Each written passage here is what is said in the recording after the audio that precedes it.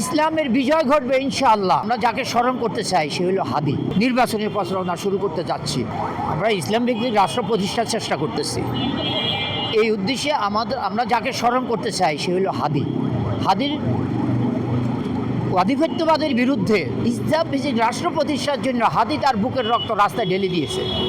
সে হাদির উদ্দেশ্য বাস্তবায়নের জন্য হাদির কবর জিয়ারতের মাধ্যমে ইনসাফ ভিত্তিক রাষ্ট্র প্রতিষ্ঠার জন্য আধিপত্যবাদের কবর রচনা করার জন্য আমরা হাদির কবর জিয়ারতের মাধ্যমে নির্বাচনী প্রচারণা শুরু করতে যাচ্ছি ইনশাআল্লাহ।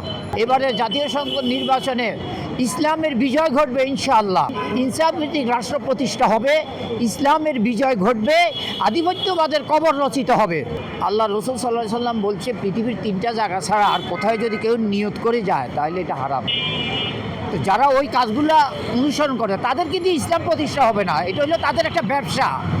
শাহজালালকে নিয়ে তারা ব্যবসা করতে চায়। শাহজালাল এদেশে ইসলাম প্রতিষ্ঠার জন্য এসেছে, তারা অনেক কষ্ট করছে, পরিশ্রম করছে, কিন্তু এরা হলো একটা ব্যবসা তৈরি করতেছে যে এরা জনগণকে ধোঁকা দিতেছে।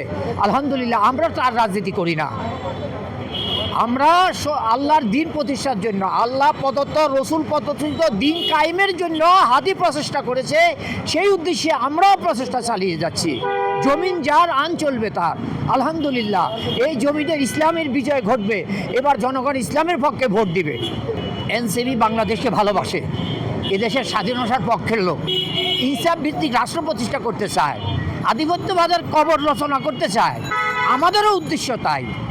সুতরাং তাদের সাথে আমাদের মতের মিল হয়ে গেছে, সুতরাং তারা আমাদের সাথে ঐক্য করেছে। আলহামদুলিল্লাহ, আমরা তাদের আশা এবং আকাঙ্ক্ষার প্রতি শ্রদ্ধা রেখে আমরা তাদেরকে সাপোর্ট করেছি, সহযোগিতা করতেছি।